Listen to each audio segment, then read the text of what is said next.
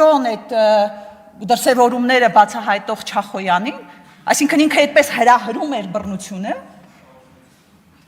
հետո հետ եմ գնում, նայում եմ այդ նախորդ տարվա ընթացքում այդպիսի հայտարարություններին, օրինակ երբ Սամվել Վարդանյանին խոշտանգել էին,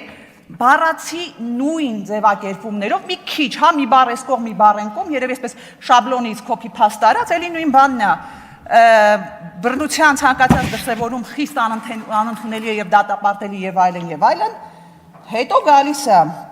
հանրային եւ քաղաքական գործիչները, զանգվածային լրատվության միջոցների ներկայացուցիչները պետք է ոչ միայն զերծ մնան նման խոսքի կիրառումից, այլև իրենց գործելակերպով հակազդեն դրա ցանկացած դրսևորմանը, հանրային համերաշխությունը կարող է ապահովել միայն այլոց նկատմամբ հանդուրժողական նրբանկատ եւ զգայուն վերաբերմունքի եւ հարգալից երկխոսության միջոցով։ Ինչ էր արել Սամվել Վարդանյանը, այդ ինչպիսի ոչ զգայուն հայտարարություններ էր արել, որ ճանապարհին